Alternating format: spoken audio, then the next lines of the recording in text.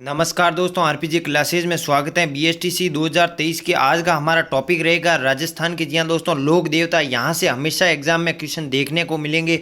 अगर मैं बीएसटीसी के राजस्थान जीके में ऐसा टॉपिक बताऊं जहाँ से जो क्वेश्चन है वो 100% आएंगे, वो है राजस्थान के लोक देवता और लोक देवियाँ। तो ये क्लास आपके लिए रामबाण साबित होगी। यहाँ से नंबर आप फिक्स करते जो है वो कर सकते हो। हमेशा एग्जाम में ये टॉपिक जी हाँ दोस्तों करंट से जुड़ा रहा है, मतलब इसका आने की संभावना हमेशा रही है। और पिछले 5 वर्षों में हमेशा लोक देवताओं से प्रश्न आते हैं, उनके मेले या उनके माता पिता जी के नाम या उनकी से संबंधित कोई प्रमुख घटना के आधार पर। 2 दिन मैं बीएसटीसी से क्लास नहीं दे पाया हूँ, उसके लिए क्षमा प्रार्थी हूँ। जी हाँ दोस्तों, अब मैं क्लास बीएसटीसी की रेगुलर देने के लिए प्रयत्न रहूँगा। और हमेशा एक बात मैं कहता हूँ और अब भी कहता हूँ, हमारी क्लासेस चल रही हैं बीएसटीसी की, ये निःशुल्क बैच चल रहा है। एक भी क्वेश्चन आपके इन क्लासों से बाहर नहीं आएगा।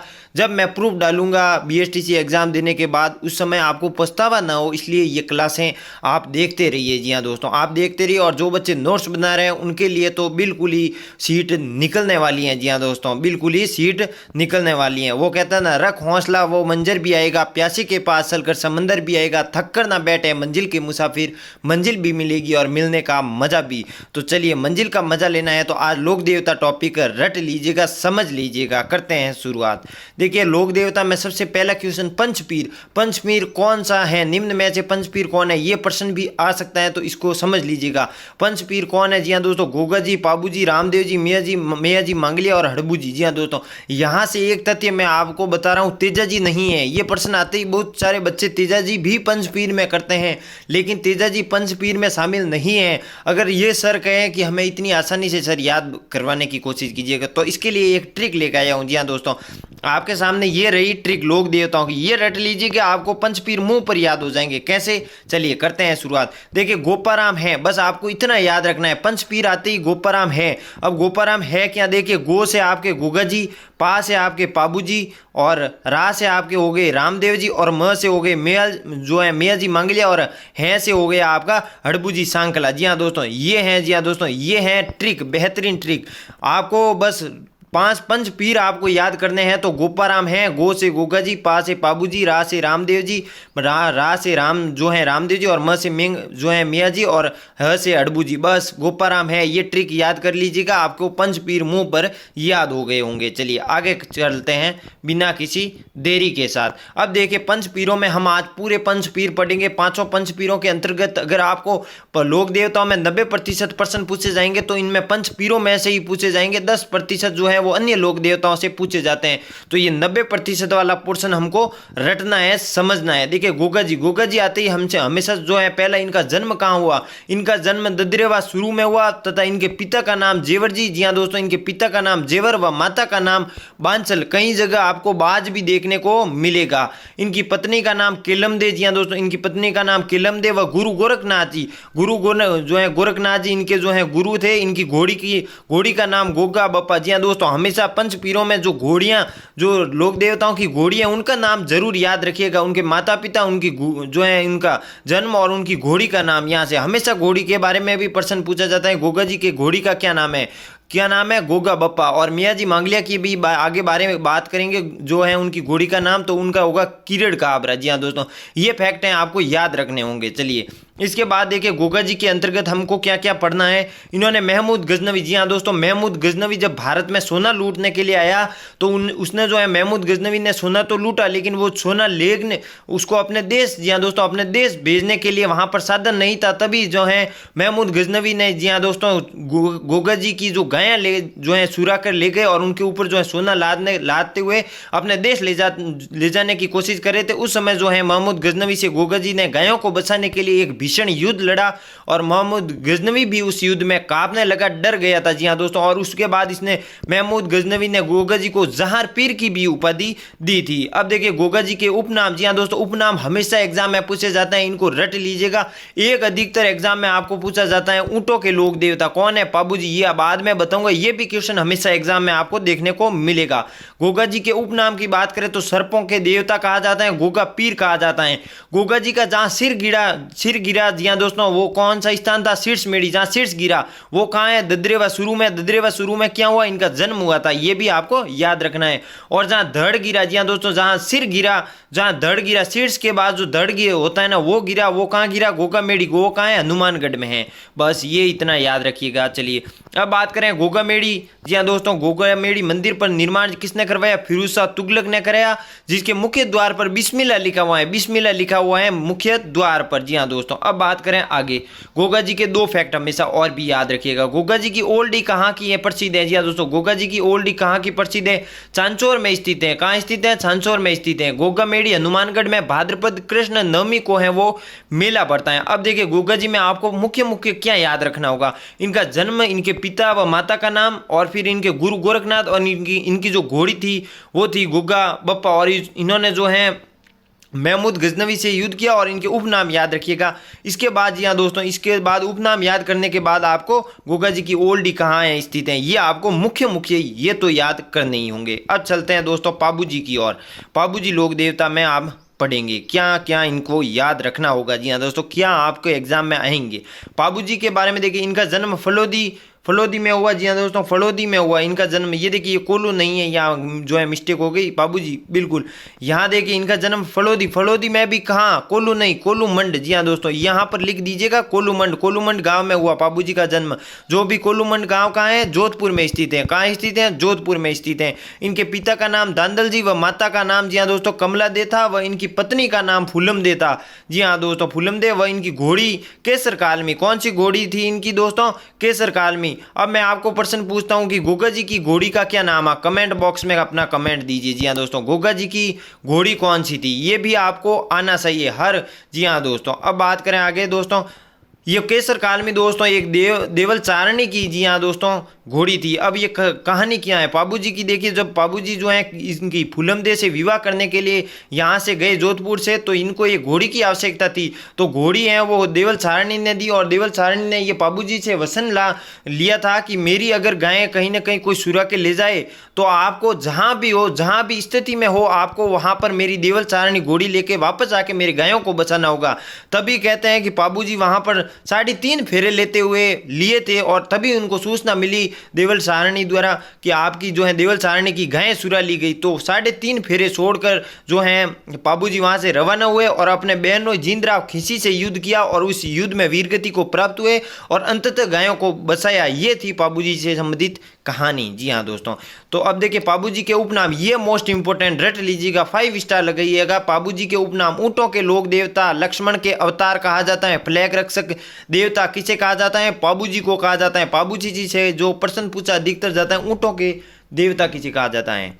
ये बहुत बार एग्जाम आता है। अब देखिए, देवल सारणी की गायों को जो बचाने के लिए बहनोई जिंदराव खिसी से छुड़ाते हुए वीरगति को प्राप्त हुए, ये मैंने बता चुका हूँ। 3.5 फेरे लिए और गायों की रक्षा के लिए वीरगति को प्राप्त हुए। पाबू जी ने थोरी जाति का उद्धार किया। जी हाँ दोस्तों, किस जाति का उद्धार किया?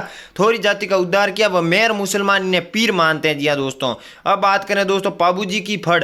अब एक मैं यहाँ पर जो है बताना तथ्य रह गया कि पंचपीर का अर्थ क्या है। देखिए, ये मुझे ऊपर बताना चाहिए, लेकिन अभी जो है जस्ट याद आया तो मैं बता देता हूं। पंचपीर यानी देखिए, हिंदू भी पूजते हैं और मुस्लिम भी उन लोक देवताओं की पूजा या आराधना करते हैं, उन्हें कहते हैं पंचपीर। अब जो 5 पीर है उन्हें हिंदू भी मानते हैं और मुस्लिम लोग हैं वो भी पूजा करते हैं, इसलिए वे कहलाए पंचपीर। जी हाँ दोस्तों, अब देखिए पाबू जी की देखिए फर्द का वाचन दोस्तों रावणहत्ता नायक जाति द्वारा। जी हाँ दोस्तों, नायक जाति द्वारा रावणहत्ता के साथ किया जाता है। और थोरी जाति के लोग माट वाद्य यंत्र के साथ पाबू जी के पावड़े। प्रश्न आएगा कि पाबू जी के पावड़े थोरी जाति द्वारा किस वाद्य यंत्र के साथ जो है पावड़े गाए जाते थे? तो वहां पर माट वाद्य यंत्र है। ये भी इंपॉर्टेंट है और ये भी इंपॉर्टेंट है। जी हाँ दोस्तों, अब बात करें देखिए पाबू जी से संबंधित कोलूमंड में जो है प्रमुख मंदिर जहाँ क्षेत्र जो है अमावस्या को मेला पड़ता है। मेला अधिकतर नहीं पूछा जाता है एग्जाम में। पाबू प्रकाश जो ग्रंथ है वो आसिया मोर्जी ने लिखा, और मारवाड़ में सर्वप्रथम ऊंट लाने का श्रेय पाबू जी को दिया जाता है। ये मोस्ट इंपोर्टेंट है यहाँ से दोस्तों। प्रश्न आएगा मारवाड़ में सर्वप्रथम ऊंट लाने का श्रेय किस लोक देवता को जाता है? तो आपको बिना देखे जी हाँ दोस्तों, ऑप्शन चारों बिना देखे पाबूजी करना है आपको। अब बात करते हैं रामदेव जी हाँ दोस्तों, रामदेव जी में आपको देखिए इनका जन्म उड़ू कश्मीर शिव तहसील बाड़मेर में हुआ। ये तो आपको रटना होगा, समझना होगा। इनका जन्म उड़ू कश्मीर शिव तहसील बाड़मेर में हुआ। इनके पिता का नाम जो है अजमल जी हाँ दोस्तों, अजमल जी। यहाँ पर आपने जब रामदेव जी के भजन भी सुने थे तो उसमें भी अजमल जी का जिक्र होता है। इनके माता का नाम मैणा दे और पत्नी का नाम नेतल दे जी हाँ दोस्तों, पत्नी का क्या नाम है? नेतल दे। अब देखिए इनके गुरु का नाम बालीनाथ जी हाँ दोस्तों, रामदेव जी और हड़बू जी के गुरु बालीनाथ जी ही थे। अब बात करते हैं आगे, रामदेव जी और हड़बू जी हाँ दोस्तों, उनके गुरु बालीनाथ ही थे और मौसेरे भाई थे ये रिश्ते में। ये मैं आपको आगे बताऊंगा स्लाइड में। रामदेव जी मल्लीनाथ जी के समकालीन थे तथा इन्होंने भैरव नामक राक्षस का वध किया था। ये आप प्राचीन समय से भी ये कथा सुनते आ रहे होंगे। अब देखिए रामदेव जी मक्का से आए पीरों को चमत्कार दिखाए, इसलिए रामदेव जी पीरों के पीर रामसा पीर कहलाए जी हाँ दोस्तों। इसका मैं आपको विश्लेषणात्मक बताने की कोशिश करूंगा कि रामदेव जी, एक बार क्या हुआ कि रामदेव जी के घर जी हाँ दोस्तों जो है मुस्लिम लोग आए जी हाँ दोस्तों, मुस्लिम मक्का से आए जो मुस्लिम लोग थे, तो उन्होंने कहा कि रामदेव जी को वे इतना लोक देवता नहीं मानते थे। वे कहते हैं कि ये तो एक जादू टोना करता है। तो उन्होंने कहा कि रामदेव जी ने कहा कि भोजन ग्रहण कीजिए। उन मुस्लिम लोगों को कहा मक्का से आए हुए कि उनको कहा भोजन ग्रहण कर जो है कीजिए। तो उन्होंने एक साल के लिए एक योजना बनाई कि रामदेव जी इतनी शक्ति है या नहीं है, इसकी जांच करने के लिए कहा कि हम तो भोजन तो करेंगे लेकिन हम अपने बर्तनों में ही भोजन करते हैं। अगर बर्तन जो मक्का से आप यहाँ से मंगा सकते हो, ला सकते हो अपनी शक्तियों से, तो हम आपको पीरों के पीर रामसा पीर कहेंगे, नहीं तो आप एक सिर्फ जादू टोना करते हो। तो रामदेव जी ने अपनी शक्तियों के माध्यम से वो जो बर्तन है मक्का से जो है एक शक्ति से एक क्षण भर में जो है उन पीरों के जी हाँ दोस्तों उन मक्का से आए लोगों के सामने प्रस्तुत कर दिया और उनको भोजन खिलाया। तभी उन्हें प्रसन्न होकर कहा कि जो है आप एक शक्तियाँ हैं, आप में असीम शक्तियाँ हैं, तो आप जो है रामदेव जी को पीरों के पीर रामसा पीर कहलाए। अब देखिए रामदेव जी की जाति पाति का विरोध किया, वह शुद्धि आंदोलन चलाया। शुद्धि आंदोलन चलाने वाले लोक देवता कौन है? रामदेव जी हैं। इन्होंने इनकी जो भक्ते हैं जो दोस्तों मेघवाल भक्त हैं वो रिकिया कहलाते थे। इनकी ध्वजा को जो है नेजा कहा जाता है जी हाँ दोस्तों अधिकतर। अब यहाँ से प्रश्न पूछा जाने वाला, रामदेव जी ने कामड़िया पंथ की स्थापना की। वह अनुयायी 13 ताली नृत्य जी हाँ दोस्तों 13 ताली नृत्य किस लोक देवता के आराधना में किया जाता है? रामदेव जी। यहाँ पर जो है रामदेव जी के रूणीसा जैसलमेर में ये नृत्य किया जाता है 13 ताली। और 13 ताली की जो है शरीर पर महिलाएं जो है मेघवाल महिलाएं जो हैं अपने शरीर पर 13 मंजीरें बांध कर ये नृत्य करती हैं। कहाँ करती हैं? रूणीसा जैसलमेर। और इसका उद्गम 13 ताली नृत्य का उद्गम जो है पादरला पाली में हुआ था। पादरला पाली में इसका 13 ताली नृत्य का उद्गम हुआ था। अब बात करें दोस्तों, अब देखिए इनकी बहन जो है सुगनाबाई, इनकी धर्म बहन जो है डालीबाई मेघवाल थी जी हाँ दोस्तों। इनकी धर्म बहन कौन थी? डालीबाई मेघवाल। रामदेव जी के कवि इन्होंने 24, रामदेव जी एकमात्र लोक देवता राजस्थान के जो कवि भी थे, तो इन्होंने रामदेव जी ने 24 वाणियां नामक एक ग्रंथ भी लिखा। रामदेव जी का मेला भाद्रपद शुक्ल द्वितीया जी हाँ दोस्तों, यहाँ द्वितीय कर लीजिएगा, द्वितीय से एकादशी तक भरता है रामदेव जी के प्रसिद्ध मंदिर। अब देखिए रामदेव जी में अगर आपको मोस्ट इंपॉर्टेंट की बात करूं तो इनका जन्म याद रखिएगा, इनका पिता इनका माता का नाम याद रखिएगा, फिर आपके इनके गुरु का नाम याद रखिएगा। इसके बाद दोस्तों आपने शुद्धि आंदोलन आपको याद होना चाहिए। भक्त जो है वो रिकिया कहलाती और ध्वजा नेजा कहलाती और कामड़िया पंथ और अनुयायी 13 ताली नृत्य यहाँ से प्रमुख हैं। अब बात करें देखिए इनकी धर्म बहन जो है वो डालीबाई और इसके बाद जो है 24 वाणियां ग्रंथ लिखा। बस ये इतने रामदेव जी से संबंधित आपको याद होना चाहिए। अब रामदेव जी के प्रमुख मंदिर देखिए, विराटिया अजमेर में, सूखा खेड़ा जो है वो चित्तौड़ में, मसूरिया जोधपुर में और अदरशिला जोधपुर में। ये हैं रामदेव जी के प्रमुख मंदिर। अब देखिए अब बात करें अगले लोक देवता पंच पीरों में अगले लोक देवता हड़बू जी के बारे में। जी हाँ दोस्तों, यहाँ से लोक देवता के एक भी क्वेश्चन आपके बाहर नहीं जाएंगे, इनको समझ लीजिएगा और नोट्स बना रहे हो तो नोट्स बना लीजिए। हमेशा के लिए राजस्थान जी के आपके मुंह पर ये आपको याद हो जाएगा। अब बात करें हड़बू जी, इनका जन्म बुडोल नागौर में हुआ। ये सांकला राजपूत थे। जी हाँ दोस्तों, हड़बू जी सांकला। इनके गुरु का नाम बालीनाथ। अब मैं आपको प्रश्न कर रहा हूँ कि मैंने एक गुरु जब बालीनाथ जी और राजस्थान के हड़बू जी के अलावा किसके जो हैं वो गुरु थे, ये कमेंट बॉक्स में ज़रूर दीजिएगा। 20 मैं पढ़ा रहा हूँ, उसके बाद आपसे क्रॉस क्वेश्चन पूछता हूँ तो आपको कमेंट दीजिए। अब इतना पढ़ा है, अगर नहीं आ रहा है तो फिर वापस देखिए आप। बालीनाथ जी को जो है मैंने किसका इन हड़बू जी के अलावा किसका लोक जो है गुरु भी थे बालीनाथ जी। जी हाँ दोस्तों, राजस्थान के 2 लोक देवताओं के गुरु पंच पीरों के थे। एक तो हड़बू जी हो गए, एक कौन से थे मैंने आपको पढ़ा चुका हूँ।